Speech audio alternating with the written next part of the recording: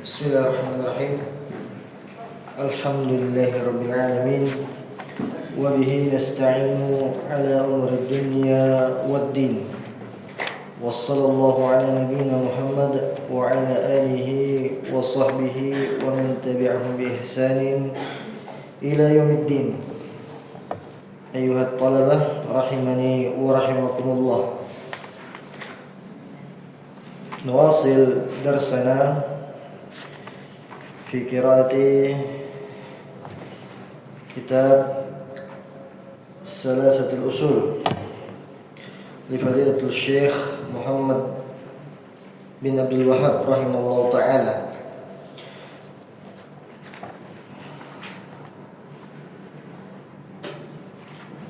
قد أخذنا الأمس في تكميل الأصل الثاني، نعم، وهو معرفة دين الإسلام بالأدلة. وسنبدأ في هذه الليلة القراءة في الأصل الثالث، نعم، في بيان معرفة نبيكم محمد صلى الله عليه وسلم. اقرأ فوزان.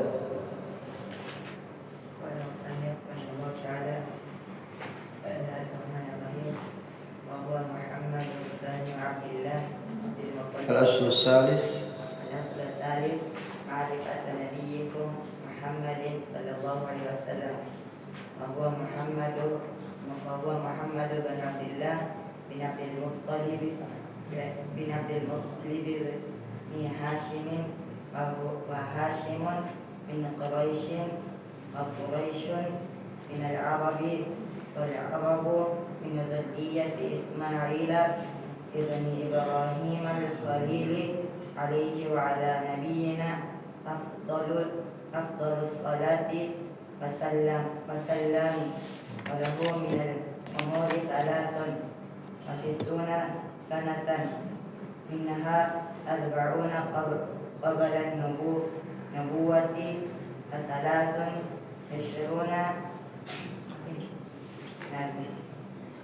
نبيا ورسولا نبئا بإقرأ وأرسل بالمدثر وبلده مكة بعثه الله وهاجر dari situ وهاجر إلى المدينة. نعم، يكفي. قال المصنف رحمه الله تعالى الأصل الثالث، usul yang ketiga. Usul yang ketiga berarti ada dua usul yang lewat sebelumnya. Apa itu? Pertama, Ma'rifatul Rabb. Usul yang pertama. Usul yang kedua, Ma'rifatul Dinil Islam bil Adillah. Nah, yang sekarang yang usul yang ketiga, yaitu apa? Mengenal ma'rifatun nabiyikum Muhammadin sallallahu alaihi wasallam. Mengenal nabi kalian, yaitu adalah Muhammad sallallahu alaihi wasallam. Nah, dikatakan sebagai salah satu usul, ada 3 pokok yang harus dikenal bagi seorang hamba. Nah, ini terakhir, mengenal nabi. Nah, setiap umat di dalam pendapat yang sahih akan ditanya terhadap 3 pertanyaan tersebut.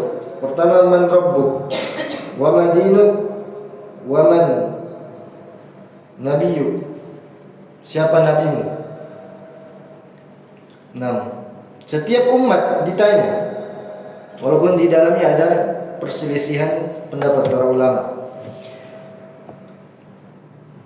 Wa huwa Muhammad bin Abdullah bin Abdul Muttalib. Dia adalah Muhammad bin Abdullah bin Abdul Muttalib bin Hashim. Disebutkan sampai ke kakek nomor 2, ya, bin Hashim. Muhammad bin Abdullah bin Abdul Muttalib bin Hashim.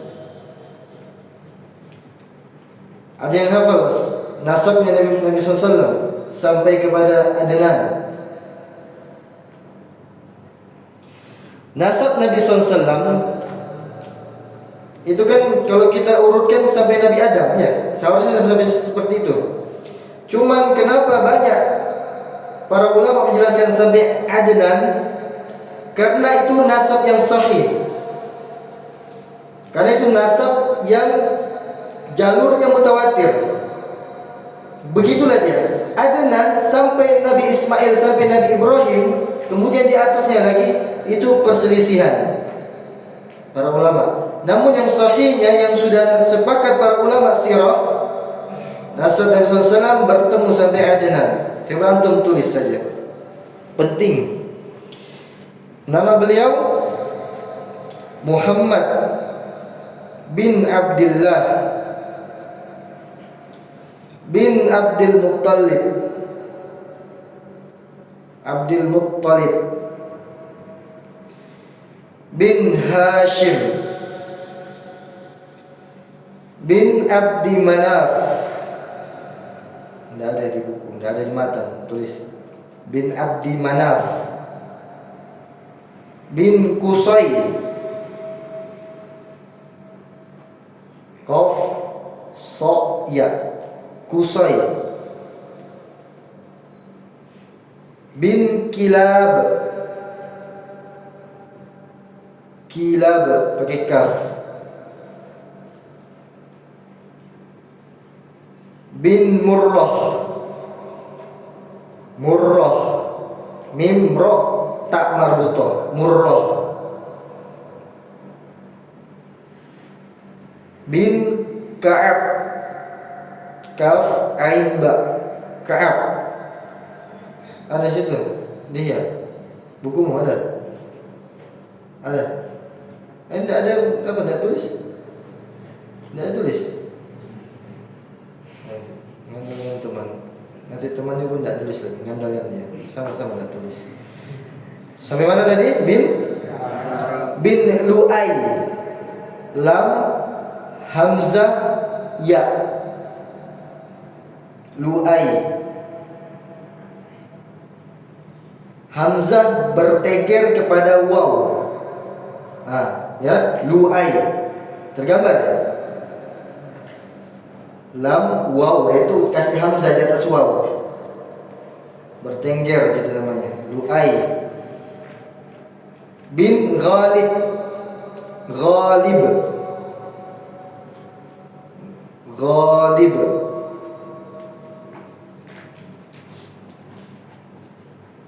bin Fihr, bin Fihr, fa ha ra, bin Fihr. Sudah? Bin Malik,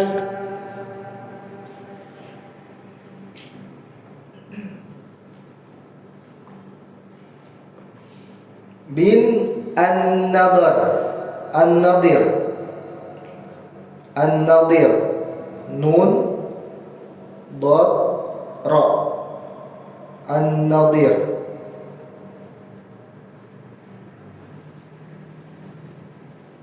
Bin Kinanah, bin Kinanah,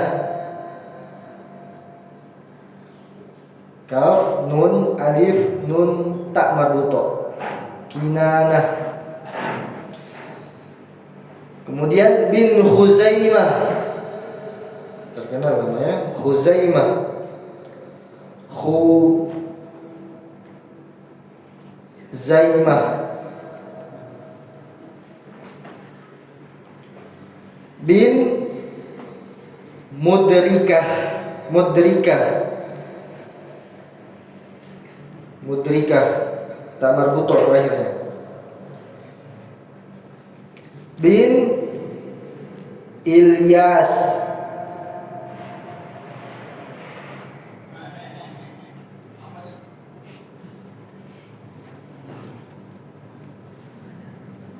bin Ilyas. Kemudian bin Mudor,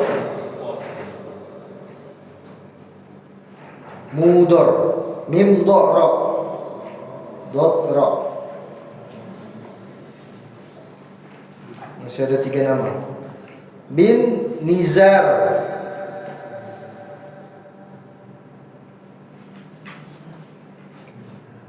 Nizar.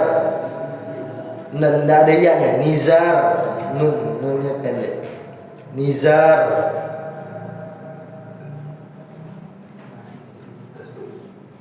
Bin Ma'ad.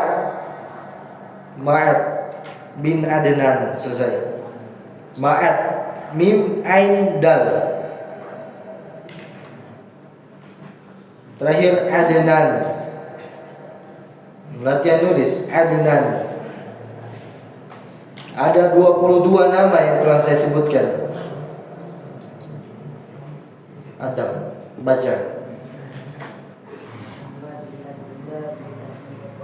Muttalib, bukan lamnya yang dikasih tanwin, apa dikasih mut di to-nya, tasydid.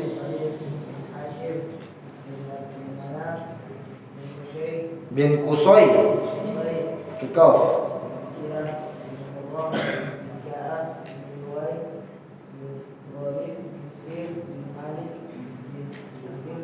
Bin Nadir, pakai dot bukan zo, pakai dot. Bin An-Nadir. Habis itu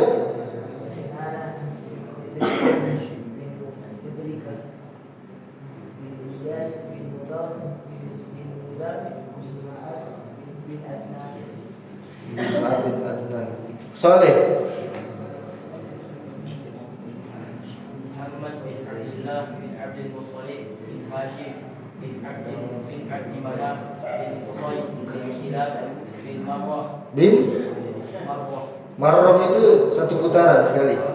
Murroh bin Ka'ab bin Lu'ay bin Ghalib bin Fihr bin Malik bin Nadir bin Kinana bin Uzaimah bin Mutarikah bin Ilyas bin Mudar bin Nazar Nizar. bin Nizam bin Ma'ad bin Adnan. Fauzan terakhir. Muhammad bin Abdullah bin Muttalib bin Hashim bin Abdi Manaf bin Qusay bin Kilab bin Murrah bin Ka'ab bin Lu'ay bin Ghalib bin Fihr bin Malik bin Nadir bin Kinana bin Uzaimah bin Muzirik bin Ilyas bin Mudir Bin Mudar bin Nazar Bin bin Nizar bin Ma'ad bin Adnan. 6. Itu nasab Nabi SAW yang disepakati oleh para ulama sirah. Nabi SAW bersambung sampai Adnan. Kemudian Adnan sampai ke Nabi Ismail. Itu diperselisihkan oleh para ulama. Ya, dihafal. Biasa di store 22 nama. Kan nama saya, nama itu gampang dihafal. Misalnya Muhammad bin Abdullah. Oh, ada temannya Abdullah bin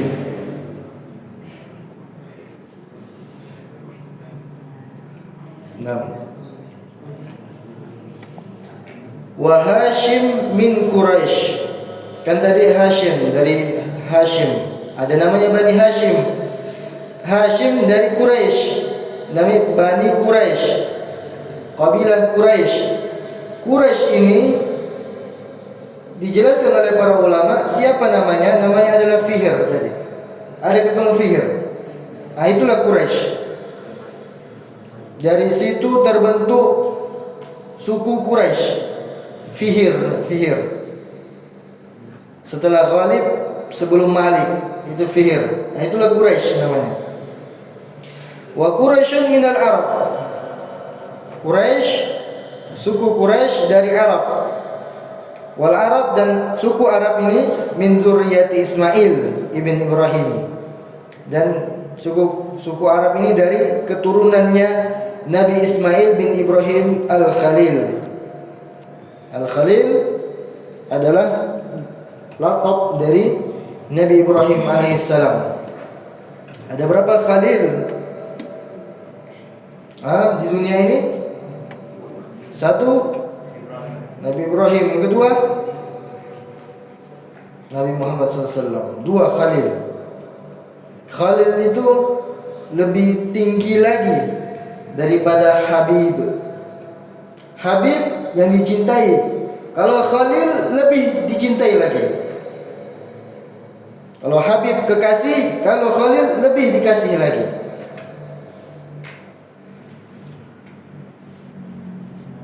Maka gelar untuk Nabi Muhammad dengan kata Habib itu kurang pas. Karena apa? Karena ada yang lebih mulia lagi. Kenapa harus ngambil yang rendah? Kalau ada yang lebih mulia lagi, itu Al-Khalil.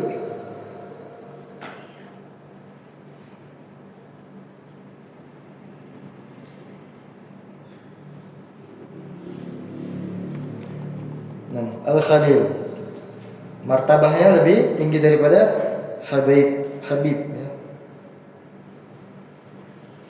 Alaihi wa ala nabiyina afdhalus salati wassalam. Kepadanya, yaitu kepada hak itu kembali ke siapa? Alaihi. Kembali ke itu Nabi Muhammad Nabiina. Ibrahim. Tidak kembali kepada Ismail, karena disebutkan Ismail juga. Alaihi wa ala nabiyina afdhalus salati wassalam. Kepadanya, kepada Nabi Ismail dan kepada Nabi Muhammad SAW sebaik-baik salawat dan salam. Walahu minal umur, dan Nabi SAW memiliki umur salasun wa sittuna sanah. Berapa? 63. 6. Minha arba'una qabla nubuwah. Kembali ke kembali ke sana. Minha, dan dari tahunnya, umurnya tersebut arba'una qabla nubuwah, 40 tahun hidup sebelum diangkat sebagai nabi dan rasul. Wa ishruna nabiyan wa rasulah. Kemudian wasalasun wa ishruna nabi wa rasulah. Kemudian 23 diangkat sebagai nabi dan rasul. 40 dari umur 1 sampai 40 menjadi manusia biasa. 41 sampai 63 dengan jumlah 23 tahun menjadi seorang nabi dan rasul. Nubbi'a bi Iqra, menjadi nabi dengan Iqra, yaitu dengan surah apa? Al-Alaq, dari ayat 1 sampai 5 saja, bukan Al-Alaq secara keseluruhan, tapi 1 sampai 5 saja. Wa ursila bil mudaththir, dan diutus sebagai seorang rasul dengan Al-Mudaththir, surah Al-Mudaththir, dari ayat warrujza fahjur wala tamnun tastaksir wa li rabbika fasbir sampai 7. 1 sampai 7. Jadi begitu penurunan Al-Quran, tidak langsung satu surah, tapi per ayat. Awal turun ayat surah apa? Al-Alaq tadi, Nubbi'a bi Iqra, 1 sampai 5, itu ayat pertama. Ayat terakhir turun. Di sebagian pendapat al-yauma akmaltu lakum dinakum, surah apa? Al-Maidah ayat 3, potongan ayat ketiga. Dan sebagian pendapat yang dikuatkan oleh Ibnu Abbas radhiyallahu anhuma, yaitu pada surah Al-Baqarah.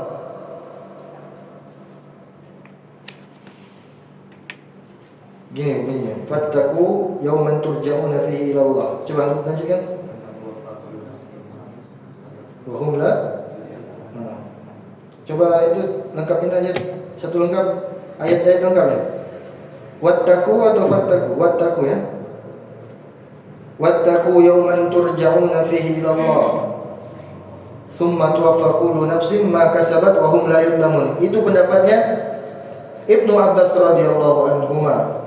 Ayat yang terakhir turun. Nah.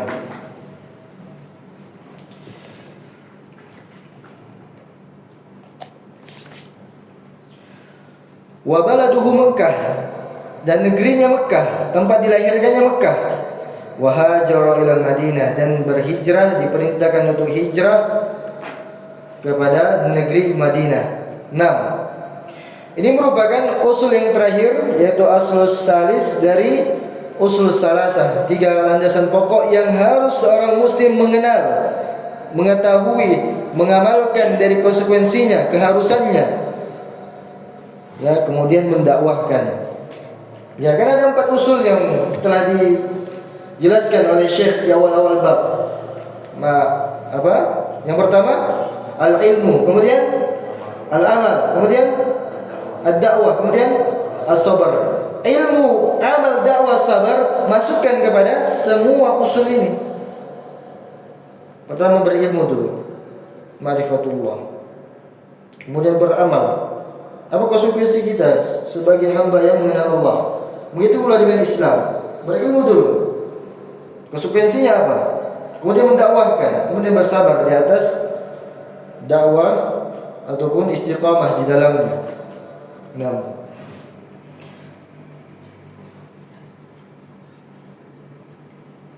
Dan di kalangan orang Arab yang disebutkan nasab, karena mereka orang Arab itu ada tradisi menjaga nasab. Muhammad bin Abdullah bin Abdul Muttalib bin Hashim. Coba Khairul bin Hashim. Syamjai bin Namar. Ya, bin sampai situ. Ya, sampai 3 saja. Sampai kakek saja. Ya. Nopal bin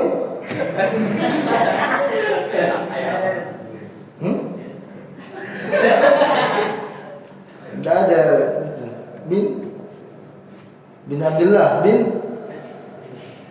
Tidak tahu kakekmu? Kakekmu siapa namanya? Kakeknya tinggal. Kalau orang Arab tradisinya dicari nasabnya seperti itu. Ada orang memang khusus di pembahasan nasab saja, orang menggeluti khusus nasab saja. Jadi kalau mau tahu dia fulan dari mana, nah itu orang Arab itu paham di situ. Ya, itu tradisi. Tradisi tersebut bukan sebagai untuk bahan candaan ataupun olokan. Tidak seperti Indonesia. Ya, tahu nama bapaknya diolok. Ya, Indonesia itu. Ya, bapaknya dipanggil, anaknya nama Abdullah bin Nurdin misalnya, ya. Abdullah bin Nurdin, Nurdin, ya, gubernur kemarin. Iya, namanya Abdullah, nama bapaknya Nurdin, ya dipanggil Nurdin. Itu nama bapaknya. Tidak boleh seperti itu. Itu nasab dijaga di dalam Islam.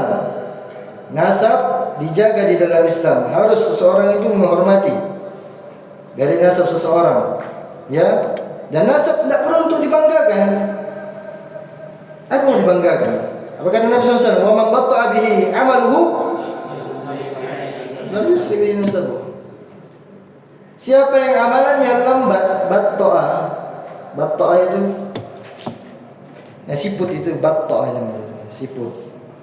Jalan lambat. Wa man batta bihi amaluhu, siapa yang amalannya rendah, amalannya pelan, lambat, lam yusri nasabuhu, maka nasabnya tidak bisa mempercepatnya.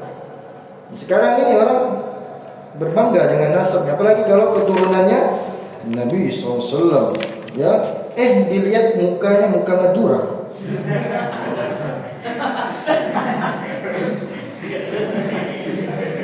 Ini Nabi siapa ini? Nabi siapa yang dia ikuti? Ya, kalau itu hidungnya mancung, muka-muka Arab, masih mending lah. Ya.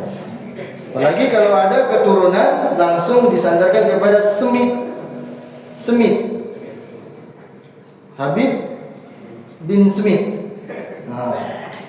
Bin Smith.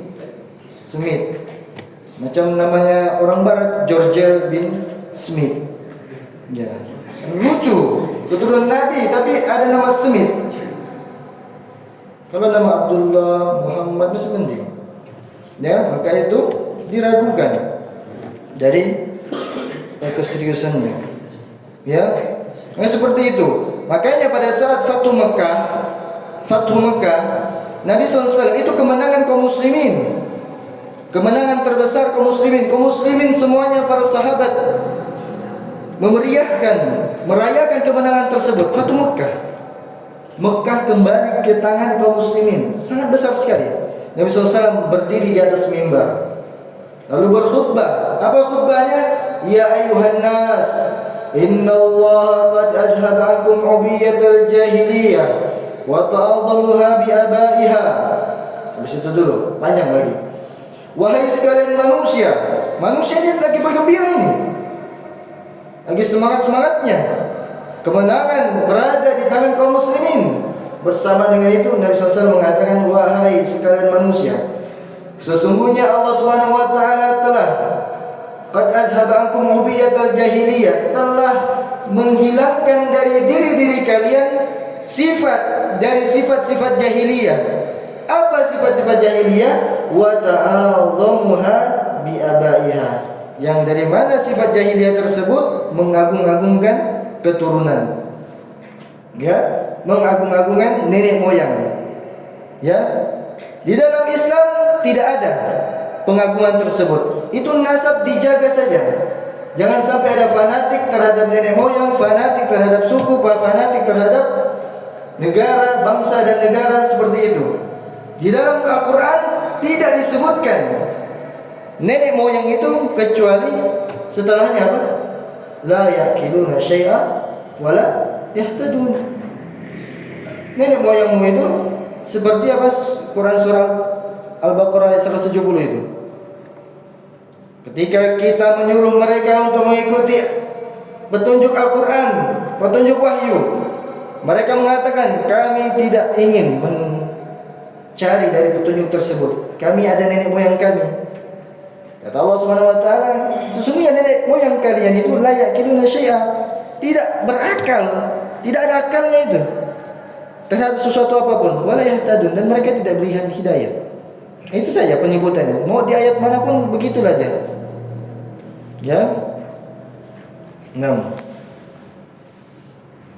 Itu dari seseorang bagaimana Allah Subhanahu wa taala membersihkan. Itu istilahnya membersihkan dari, kalau zaman sekarang namanya sifat membuli. Nah, makanya membuli tidak boleh, apalagi di dalam pondok pesantren, di dalam ma'had di Ahlus Sunnah lagi. Tidak ada boleh saling membuli. Bukan hanya sekedar olokan saja, tapi kapan seseorang, istilahnya antum sesama santri, lalu ada yang merasa besar, merasa beda, nah, kerjanya ingin memperbudak manusia, nah, itu namanya bully juga. Ada nampan dan disuruh dia terus, ya, ada pakaian disuruh dia yang rapikan, disuruh dia yang mencuci. Ya. Kalau dapat seperti itu, hubungi nomor di bawah ini. Ya, tidak boleh. Antum sama, tidak ada yang boleh membedakan. Sama semuanya belajar, semuanya mengajar.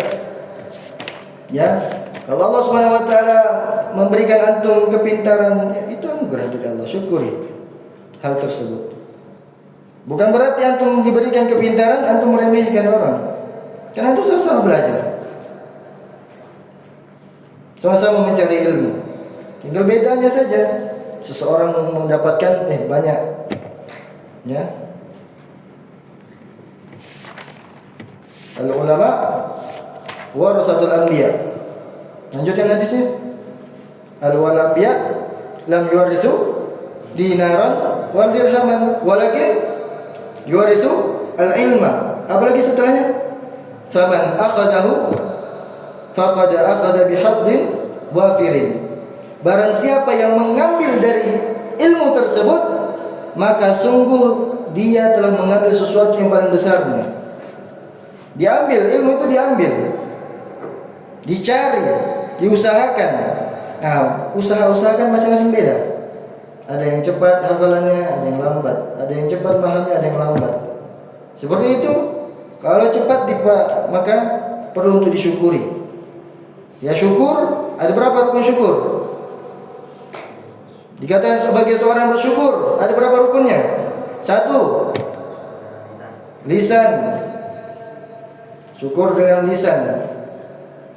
Ya. Kedua, dengan hati, bahwasanya meyakini wa ma bikum min ni'matin fa min Allah. Kemudian syukur dengan anggota badan. Malu ala daul syukur. Beramallah dengan sebagaimana keluarga Nabi keluarga Nabi Daud beramal dengan kesyukuran. Ya, seperti itu ya. Itu namanya bersyukur, menggunakan nikmat Allah Subhanahu wa taala yang Allah berikan kepada kita semua, berjalan kepada syariat-syariat Islam. Itu sebagai seorang yang bersyukur. Ya. Saya kira jangan lagi ya ada peristiwa-peristiwa bully-membuli, ngejek-mengejek seperti itu. Ya, waspada itu. Perkara yang sangat besar, dampaknya sangat panjang. Tidak hanya sekedar sampai di situ saja, dampaknya sangat panjang. Ya, hitam, antum juga hitam. Apa bedanya?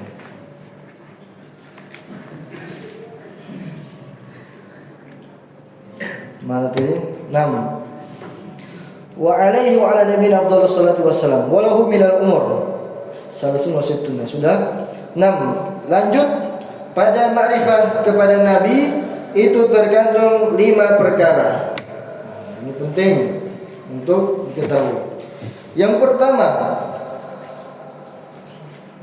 ada 5 perkara yang tidaklah seorang dikatakan sebagai makrifah Nabi kalau sampai mengetahui 5 perkara ini. Harus mengetahui 5 perkara ini. Yang pertama adalah ma'rifatuhu nasaban. Mengetahui nasabnya.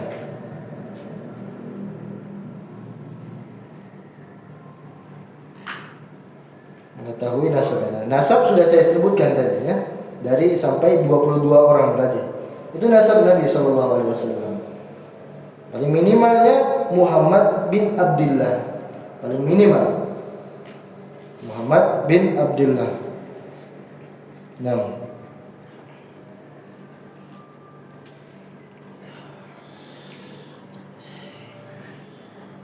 Dan itu adalah nasab yang paling terbaiknya Nabi SAW. Sampai kepada Quraisy, sampai kepada Hashim. Karena ada namanya Quraisy, suku Quraisy. Istilahnya suku Bugis. Nah, seperti itu. Nah, suku Bugis ini kan banyak-banyak, macam-macam. Suku Quraisy juga seperti itu, macam-macam. Ada namanya suku Hashim. Nah, itu yang paling mulia. Kalau Bugis bisa Makassar. Beda. Sidrap. Sudah, jangan buka celah nanti habis setelah ini. Ya. Suku Quraisy tadi Bani Hasim. Bani Hasim yang paling mulianya Nabi SAW. Itu seperti itu.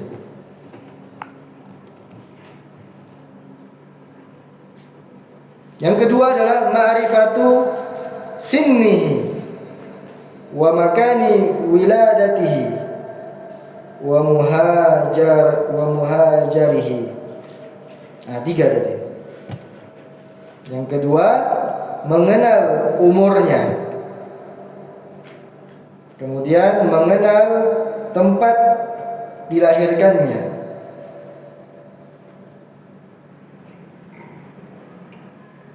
Kemudian mengenal tempat hijrahnya. Itu dari poin yang kedua. Mengenal umurnya, berapa umurnya? 63. Nah, sudah lulus untuk poin yang kedua. Kemudian tempat dilahirkannya di mana? Mekah. Selesai. Tempat hijrahnya di mana? Hijrahnya di Madinah. Dalam Islam ada berapa kali hijrah? 20. Itu traveling namanya, hijrah. Kalau sampai 20. Ada berapa? Satu, pertama ke Habasyah. Bersama Nabi atau tidak? Tidak bersama Nabi SAW. Karena pada hijrah pertama ke Habasyah tersebut, itu keadaan Mekah pada saat itu dikuasai oleh kaum musyrikin yang mengincar orang-orang muslim namun lemah. Walaupun dia berotot, walaupun dia gagah, seorang laki-laki, tapi kalau dia tidak memiliki nasab tadi, tidak ada keturunannya di orang tersebut, tidak ada keluarganya, nah lemah itu. Itu lemah namanya.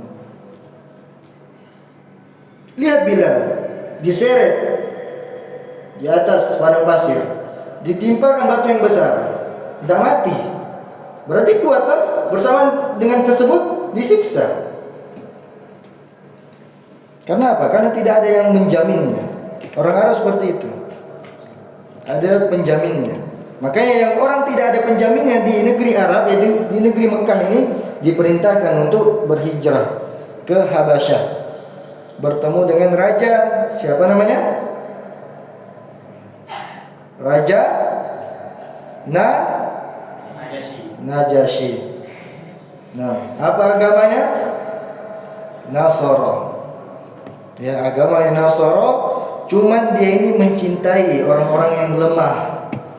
Dia suka dengan rakyatnya yang lemah. Makanya dia menerima, walaupun kaum muslimin, dia menerima hal tersebut. Kemudian Raja Najasyi masuk Islam, cuman Islamnya tidak ditampakkan. Maka pada saat Raja Najasyi meninggal, Nabi SAW diberikan wahyu bahwasanya Raja Najasyi meninggal. Kemudian apa yang dilakukan oleh Nabi? Salat ghaib. Salat ghaib. Kenapa Nabi SAW melakukan salat ghaib? Karena Nabi SAW mengetahui bahwasanya Raja Najasyi ini meninggal pasti dikebumikan sesuai dengan agama Nasara. Karena apa?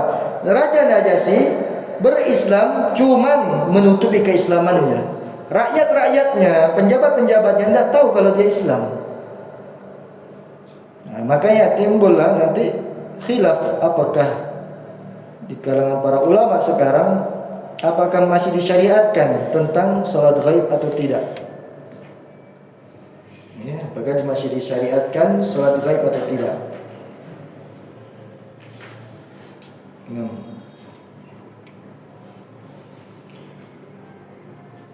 Itu hijrahnya. Selesai. Yang ketiga, ma'rifatul hayatihi an-nabawiyah. Mengetahui kehidupan kenabiannya. Berapa tahun diangkat sebagai seorang nabi? 23 tahun. Nah, itu. Artinya itu sudah mengenal. Nabimu siapa? Itu seperti itu. Diangkat sebagai seorang nabi 23 tahun.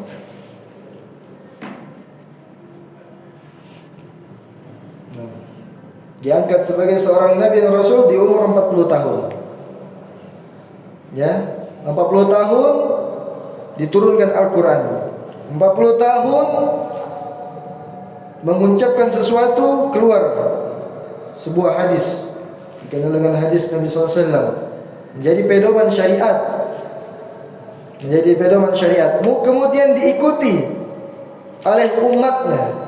Kemudian diikuti oleh para seluruh umatnya. Sekarang saya mau tanya, umat Nabi SAW itu apakah cuma berumur 40 tahun?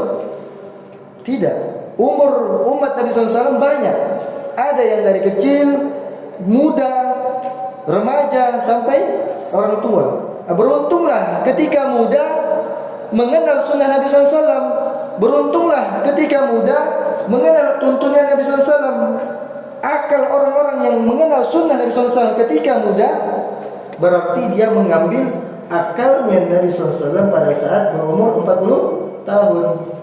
Orang yang mengenal Islam, mengenal sunnah, maka pembawaannya akan lebih dewasa. Kenapa? Karena dia mengikuti Nabi SAW di umur 40 tahun. Sementara dia umurnya 17 tahun dan seterusnya. Itu ya dari faedah. Yang keempat, bimada kana nabiyyan wa rasulan. Dengan apa Nabi SAW menjadi nabi dan dengan apa Nabi SAW menjadi rasul. Nah, coba jawab. Dengan apa menjadi seorang nabi? Dengan Iqra. Dari ayat 1 sampai ayat 5. Iqra bismi rabbikal ladzi khalaq, khalaqal insana min 'alaq, Iqra wa rabbukal akram, alladzi 'allama bil qalam, 'allamal insana ma lam ya'lam. 'allamal insana ma lam ya'lam. Nah. Al-Alaq 1 sampai 5. Kemudian diangkat sebagai seorang rasul dengan Al-Mudaththir. Apa arti dari Al-Mudaththir? Nah, orang yang berselimut, orang yang berkumpul dengan selimut. Al-Mudaththir. Nabi SAW sebelum menjadi seorang nabi, beliau sering berkhalwah, bersendiri di sebuah gua. Apa nama guanya? Gua Hira. Di situ beliau berkhalwah sendiri, pokoknya beribadah kepada Allah Subhanahu wa taala. Ya. Lama, enggak tahu, enggak ada yang tahu berapa lamanya Nabi SAW. Bukan hanya sehari saja. Bukan hanya satu malam saja langsung dapat wahyu, tidak, lama. Habis bekal pulang ke rumah pergi lagi. Habis bekal pulang ke rumah pergi lagi. Ya, sampailah pada detik Nabi SAW diangkat sebagai seorang rasul. Ya, datang malaikat Jibril alaihissalam yang mengatakan Iqra. Wa ma ana biqari, kata Nabi SAW. Saya tidak bisa membaca. Saya tidak bisa baca. Disuruh Iqra, saya tidak bisa membaca. Nah, di situ faedahnya bahwasanya jangan malu belajar. Karena belajar itu bukan untuk orang yang sudah tahu, tapi belajar untuk orang yang tidak mengetahui. Ya, jangan malu sebagai seorang penuntut ilmu. Belajar tidak tahu. Itu kan Rasulullah mengatakan, saya tidak tahu.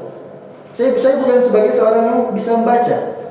Apa faedahnya? Nabi SAW bukan sebagai seorang yang bisa baca dan sebagai seorang yang tidak bisa menulis. Apa faedahnya? Hah? Faedahnya sangat besar ini. Kalau kita melihat ada orang tidak bisa baca, tidak bisa nulis, cacat, bodoh, patah pensil. Ya, istilahnya orang Palu, patah pensil. Pensil patah kan? Nah, jadi kalau orang patah pensil di sana, ganas. Tidak mengenal pendidikan namanya. Kan kalau kita kekurangan. Tapi kalau Nabi SAW malah itulah kelebihannya. Kenapa? Hah? Kenapa? Karena supaya untuk bisa membenarkan wahyu Al-Quran. Kalau Nabi SAW bisa membaca, bisa menulis Al-Quran, ya ciptaan Muhammad. Betul orang-orang kafir bisa menunggah seperti itu. Ciptaan Muhammad, Al-Quran. Tapi Nabi SAW tidak bisa membaca, tidak bisa menulis. Itu sebuah kesempurnaan, menunjukkan bahwasanya wahyu Al-Quran benar datang dari Allah Subhanahu Wa Taala. Yaitu faedah, ya, dari tidak bisa yang membaca dan tidak bisa menulisnya Nabi Sallallahu Alaihi Wasallam. Nah, kemudian setelah mendapatkan wahyu dari surah Iqra, ya, pulang Nabi SAW ke rumah Khadijah, sudah menikah, ke rumah Khadijah, ya, langsung beliau mengatakan, dasiruni, kedinginan. Padahal pada saat itu cuaca Arab sangat panas, ya, sangat panas. Cuma Nabi SAW kedinginan, maka diselimuti. Maka turunlah, langsung turun ayat ya ayyuhal muddaththir qum fa'anzir. Berdirilah kemudian fa'anzir, beri peringatan. Wa rabbuka fakabbir, dan Rabbmu maka besarkanlah. Wa siyabaka fatahhir, dan pakaianmu ataupun hatimu bersihkanlah, sucikanlah. War rujza fahjur, dan berhala jauhilah. Wala tamnun tastakthir, dan janganlah engkau memberi untuk memperoleh hal yang banyak. Maksudnya jangan berniat memberi tapi dengan niat ingin dapat balasan dengan yang paling banyak. Seperti itu. Wa li rabbika fasbir, dan kepada Rabbmu bersabarlah. Yang terakhir, bima ursila wa limada. Nabi SAW diutus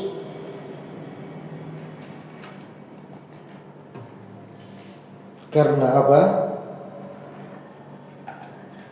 Untuk apa Nabi SAW diutus? Pertama adalah ursila bitauhidillah, diutus untuk mentauhidkan Allah, menyebarkan. Itu tugasnya para nabi dan para rasul. Visi misi mereka sama, satu, walaupun syariat mereka berbeda. Walaqad ba'atsna fi kulli ummatin rasulan. Lanjut. Tidaklah kami mengutus satu kaum, satu umat, seorang rasul kecuali tugas mereka satu, yaitu An'ibudullah, sembah Allah, wajtanibut taghut, dan jauhi taghut.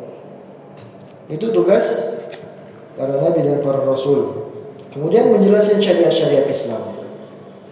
Nah, 10 tahun Nabi SAW berada di Mekah. Kemudian berapa tahun? Berapa tahun di Mekah?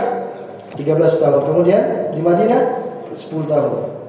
Selama di Mekah Nabi SAW kerjaannya ini, An'ibudullah wajtanibut taghut. An'ibudullah wajtanibut taghut. Tidak ada jihad di situ. Tidak ada perperangan. Ya, tidak seperti kelompok-kelompok ataupun orang-orang tertentu pada masa ini baru datang langsung jihad fisabilillah, mati syahid, langsung jadi pengantin nanti. Ya, orang zaman sekarang langsung pikirannya jihad. Ya, lihat Nabi SAW mendidik. Apa yang dididik? An'ibudullah wajtanibut taghut. Itu didikan yang terbaiknya. Nah, insyaallah pada pertemuan yang akan datang kita akan lanjutkan di sesi selanjutnya besok. Ikhwan, antum kalau bangun tidur nanti ya jam 3:30, segera masuk ke masjid di sab-sab seperti ini. Jangan ada yang di sini sholat, ngaji kah, atau tidur lagi kah? Jangan di sini. Di sini. Ya. Saya sholat di sini terus. Saya melihat siapa. Apakah kurang waktunya untuk persiapan sampai jam 4 harus di masjid? Kurang. Kalau kurang kita tambah, berarti jam 3 bangun. Nah. Makanya jadi tidak relevan, tidak sah kalau beralasan waktunya kurang kemudian WC penuh. Kalau kurang ya kita tambah, kita majukan. Kalau pas ya upayakan jam 4 sudah di sini. Jangan lari-lari, jangan sampai saya mencari sana mencari sini, ditanya nanti dikatakan terlambat. Tidak Ustaz, saya sini. Tidak Ustaz, sini. Jelas-jelas terlambat kok. Ya, jelas-jelas terlambat tapi alasannya. Ya, jam 4 itu sudah waktu maksimal. Sama kalau piket sore, antum kapan gak piket?